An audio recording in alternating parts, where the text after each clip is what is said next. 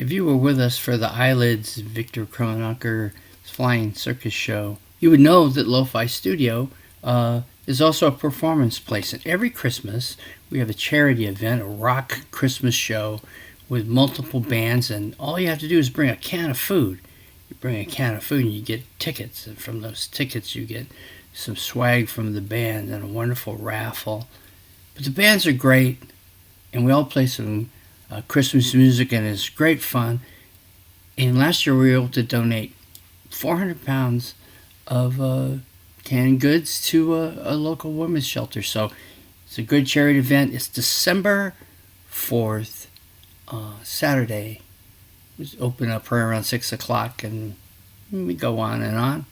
But you got the Dangers, you got Bob and Lisa, have Squeaking Wheels, a really cool kind of folky group, and even a guy playing a dulcimer. So come on down to the Lo-Fi Lounge, December 4th, and bring a can of food. On there, welcome everybody to the Lo-Fi Lounge with all my friends. Look at all my friends all in a space. How great is that?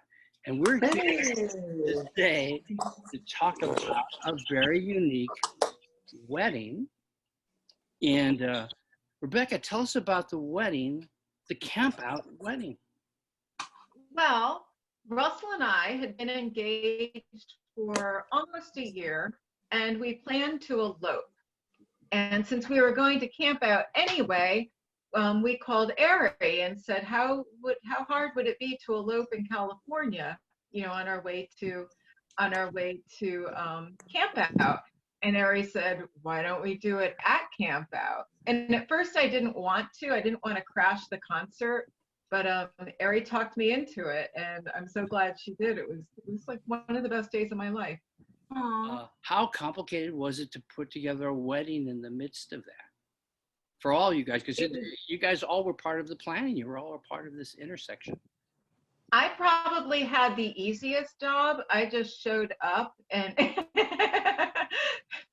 Ari and her sister did all the preparation. Like Ari's sister even sat in town hall for me to do the records for us, so that we didn't have to. She had to get the marriage license picked up for you because she is authorized to issue marriage licenses, and I think LA County has only like 40 at a time officiants that can issue marriage licenses outside of clergy, like outside of a church or outside of some kind of institution. I don't remember the exact number, but since she could issue marriage licenses, she was like, well, I could bring it since I'm coming in from LA. I'll just bring a marriage license with me. So she went and picked one up.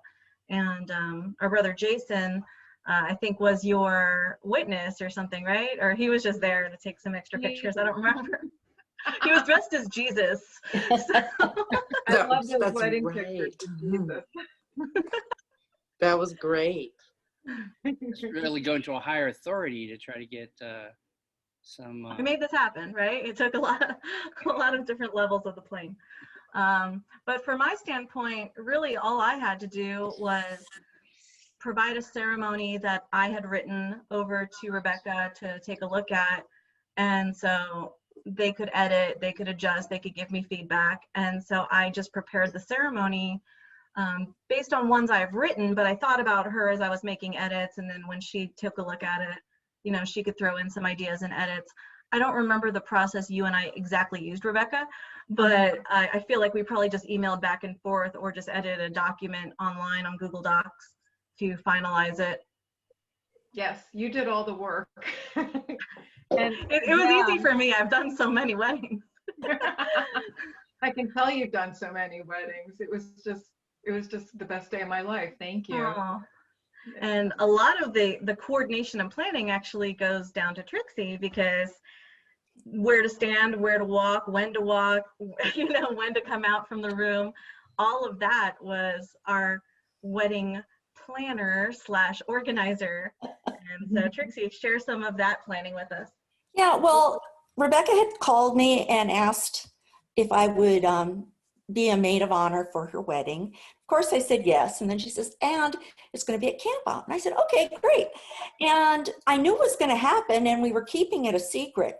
But we didn't really do any planning until she called me on Wednesday before it's Saturday and said, well, it's happening. I'm like, okay, well, what are you doing for music? I don't have any. And so Jason Switzer and my husband, Jeff Leonard, were there. And so I just went ahead and I said, they're doing music and got them to do that. Rebecca was very, very sick. And I said, I'm not doing anything more until you get yourself to go get medicine so that you feel better. And then at that time, we just kind of talked about what we would do. And Trixie, excuse me, Julie and Judy and Amy, I don't think that we really had anything in advance other than I was like the drill sergeant. Rebecca's dad did. You're very good at that. You were so good.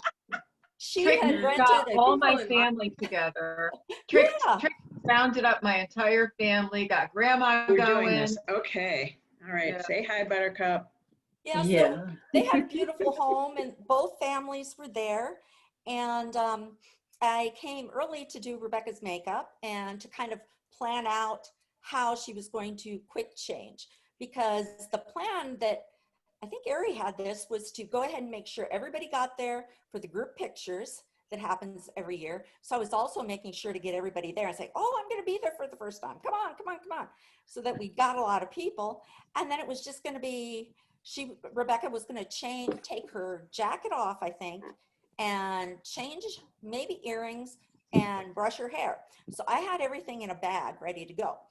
And right after the picture was taken, she came over, and Julie and Judy, were you there too? I think so. Yeah. And we took her around the big Pioneer Town sign, and I said, Julie, hairbrush. Judy, earrings. Rebecca, give me your coat. I had picked somewhere to go in the lot because the little farmhouse was being rented. Ari went up and just told them that we were going to use the house. So pretty easy, because all of us had been bridesmaids before, been in weddings. The funny part was, I do clearly remember this.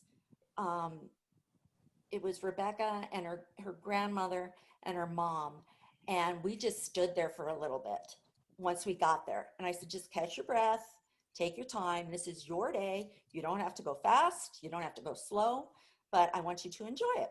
What I remember is that, as everyone else has said, there really wasn't a whole lot of advanced planning. In fact, my plane landed in LA that Thursday. I was taxiing to the gate. I got a text from Rebecca, and she said, can you keep a secret? And I texted her back and I said, yes. And then I get to baggage claim and my phone rings. And it's Rebecca, and she's like, I'm getting married, Russell and I are getting married at Campout on Saturday, and I want you to be my bridesmaid. And I was like, well, of course. I like Krista said, of course I said yes, but I was totally not, I was totally unprepared, which I think was part of, Rebecca's grand plan, that nobody was going to do anything I special. was wearing what I had planned to wear on Saturday night too, and I was a little You concerned. looked fabulous. Well, I mean, part of the theme. Oh, right. It was part of the theme for the night? Yeah, Mhm. it was Canada versus Mexico. Oh, So okay. we chose something to represent those countries. Okay. I'll look at the picture again to see my outfit.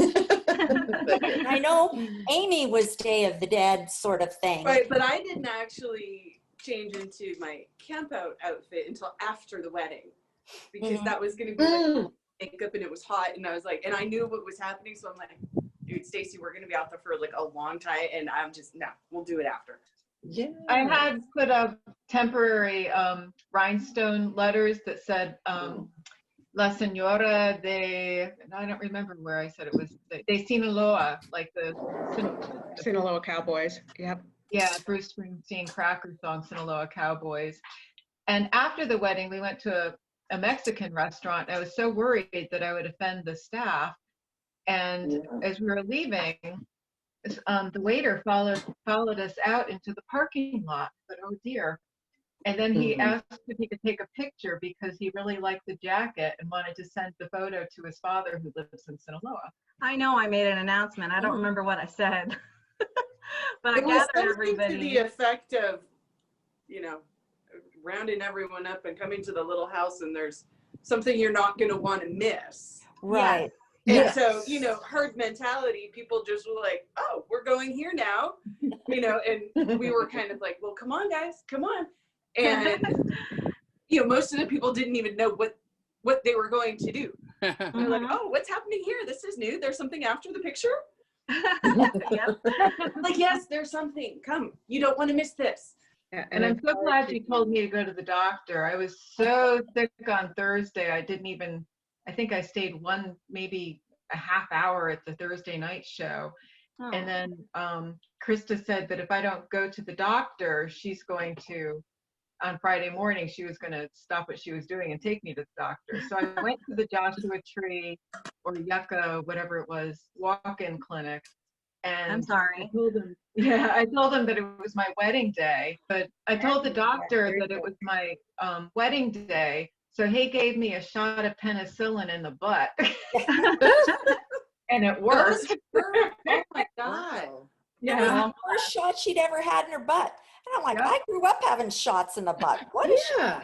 That's just one of the things that I think is so great about our group is people will come together from all across the US, Canada, and overseas in Britain, I think Scotland too.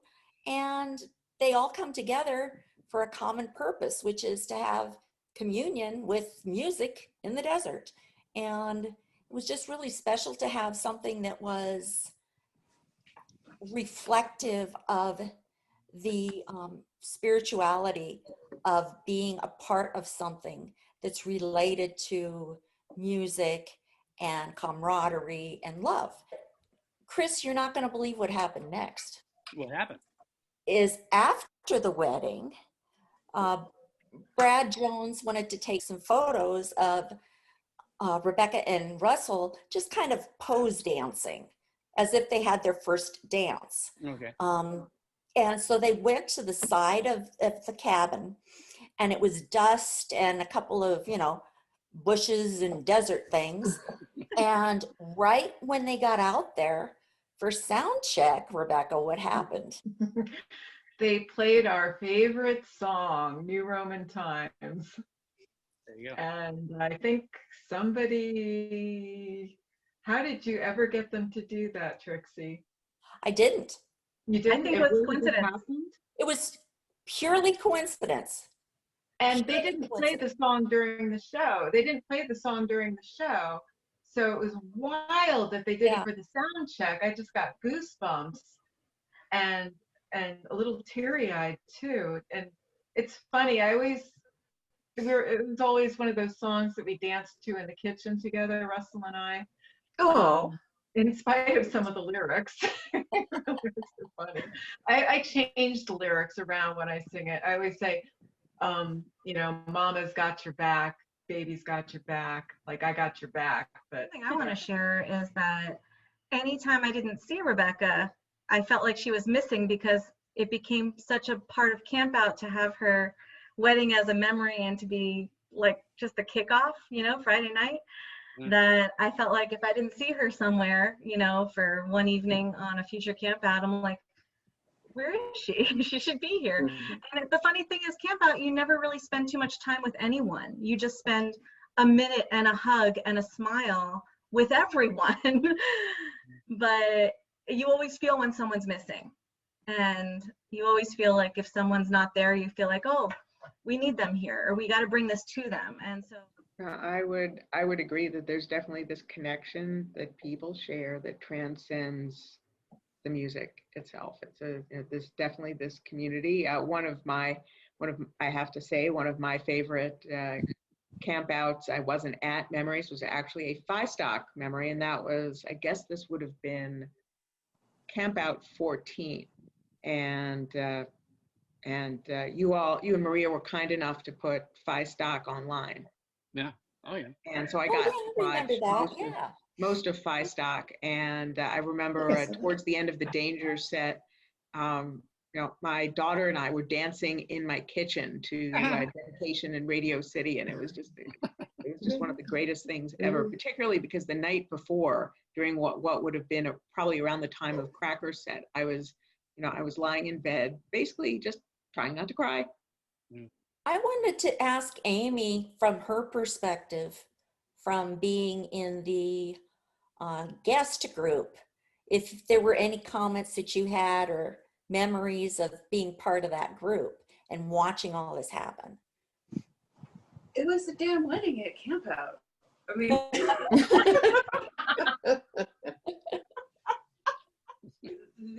mean, in and of itself was awesome. Unlike everyone else, all the other guests, I did know about it beforehand. Yeah. So Stacy and I had the day to wrap our brains around it. Like, holy hell, like, we're going to a wedding in 3 hours, and so are they, and they don't know. And I was staying with Amy and Stacy, and all day. What? Oh my God, that's right. You stayed with us that year. Yeah.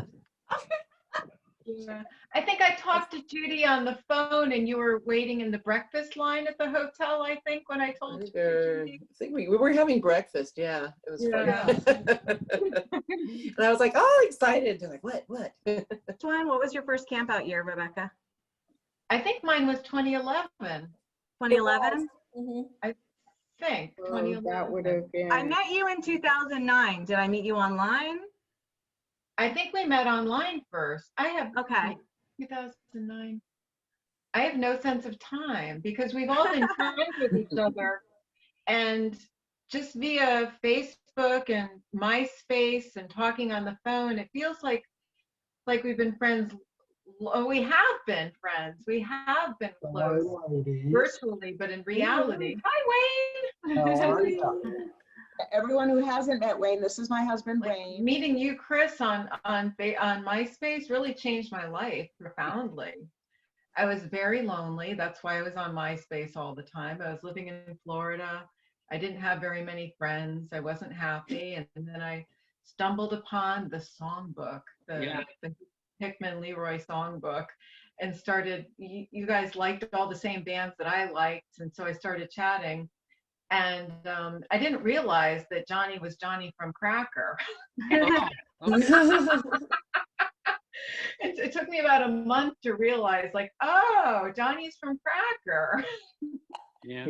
So I was just, Chris and I just wrote back and forth, and Chris encouraged me to write.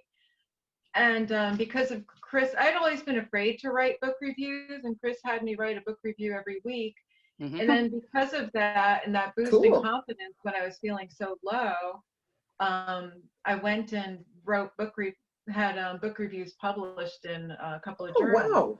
Yep. And that's thanks to Chris. I'm grateful to be a part of it, and I'm sadly having to go back to work now, but I want to thank you guys all for having me be part of this too. So thank you. And I will say that that it's Chris, it's as you said. I mean, I just having been part of Rebecca and Russell's wedding, and now here we are 7 years later talking about it. I mean, that proves it, how enduring these experiences are. They're not just memories in the past. They're things that come into the present. And so yeah, I mean, it was, for me, it was not only was it a huge honor to support my dear friend and sister from another mother, Rebecca, but it's the only wedding I was ever in that wasn't a wedding of somebody I was related to. Rebecca, you have the last word, my friend. Oh, hello. I just, my husband Russell's going to come and say hi to everybody. Oh, yes. Here comes the groom. Here he comes. Laughing at him like he's a cat.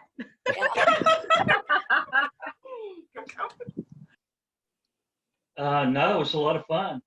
Yeah. All I wanted was for her to hold it together because she was under a lot of pressure. So I wanted to make sure everything worked out for her. I don't even remember there being any stress. I don't remember the stress at all. I just remember everybody just being carried by my friends. After it was all done, I asked her what she thought about the dog. And she had no idea that there was a dog wandering around on the porch where the ceremony took place. It wasn't until the pictures started rolling in of the dog like laying there and wandering through the middle of us that she was like, oh, she goes, I didn't know anything about the dog. Well, I'm glad she didn't step on the dog during the wedding. That would have been. That would have been. Oh my God. Okay. Talk to you all, you guys. Bye. Talk to you. Bye. Bye, everybody. Bye, Rebecca, Julie, Chris, Amy, Trixie. Bye, all. Like romper room, huh? Hope to see you all soon. So long. Farewell.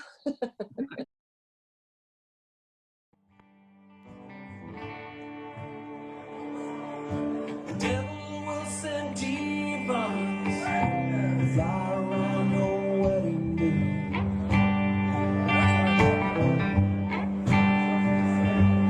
The devil will send demons to fly around your wedding day.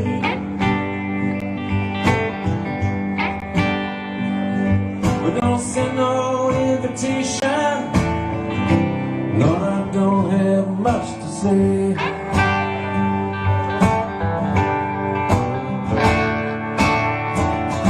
Yeah, I heard about your new man, and I will laugh at him sometime. Yes, I heard about that new man, and I will laugh at him sometime.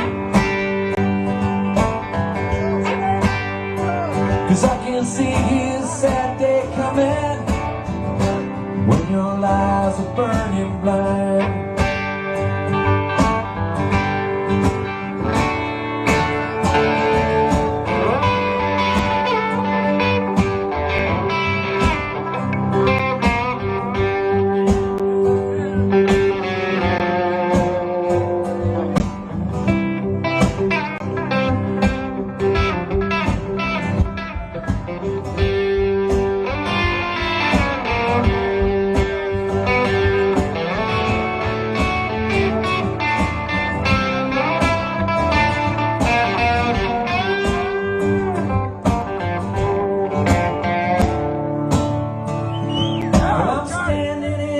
Churchyard, standing here without a sign. I'm standing in the churchyard, standing here without a sound. Just wishing I'd been born the kind of man who could go in and shoot you down.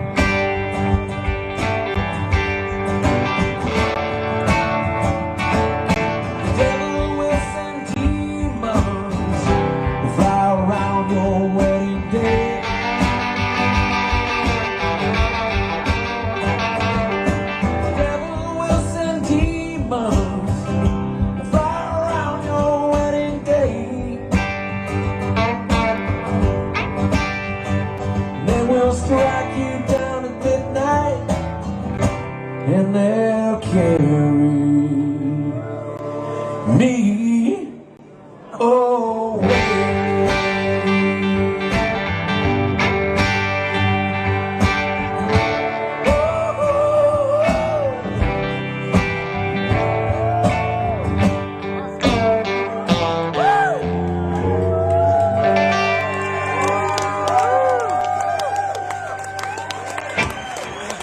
Thank you.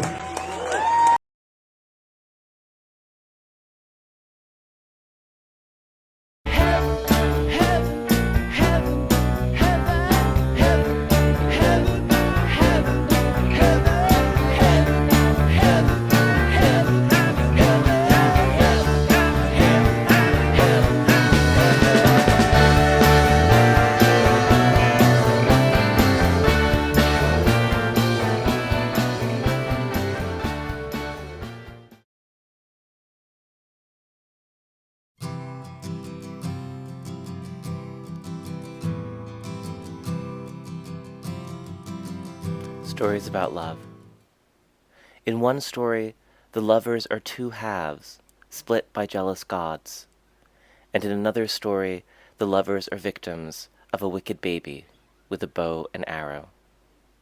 In one story, love means never touching, but exchanging a lot of handkerchiefs. And in another story, love means a drastic change in brain chemistry that lasts a year, even though the after effects are lifelong. In one story, love is the North Star guiding sailors, and in one story, love is a sharp blade, a body of water, and a trophy, all at once. The truth is that love is nothing but itself, an axiomatic property of humankind, like storytelling and explanation-giving, which explains why everyone explains love in stories, the way I once called it a form of disappearing, and my favorite philosopher called it a holiday. Listen, storytelling animals. Today we say love is only love. Put down the crossbow, baby. Put down the handkerchief, Lancelot. Put away the easy chair, Babs. Let's let love be felt in its touch and be known by its face.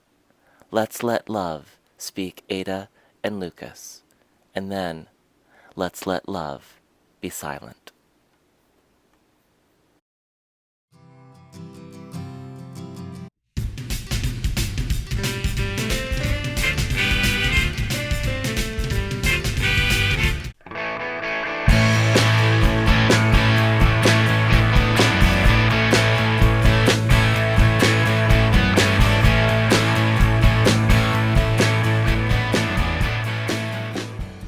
Hey folks, thanks for hanging out at the Lo-Fi Lounge. We'll see you all next week.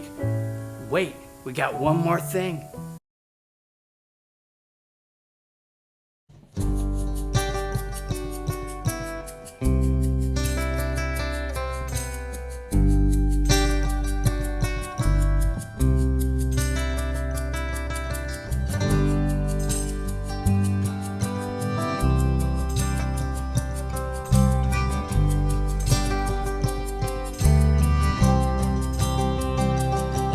In the distance, thunder coming too. I can feel the cold winds, rain will follow too. Like to hold together against the winter gloom. Sweet the heart that wasn't mine, she wasn't really true. Sweet the heart that wasn't mine, she wasn't mine. She wasn't mine to lose.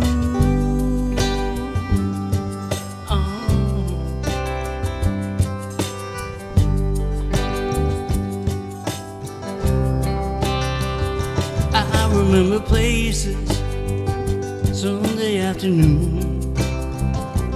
Memory races filling up the room. Like to be together like we wanted to. Sweet the heart that wasn't mine, she wasn't really true. Sweet the heart that wasn't mine, she wasn't mine, she wasn't mine.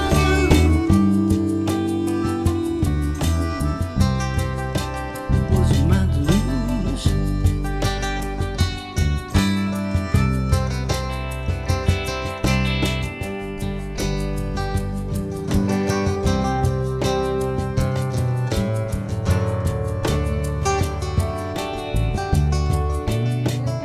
Words I never lived by, chords I wouldn't choose, stories by the roadside, words I wouldn't choose. But I love to be together against the winter gloom.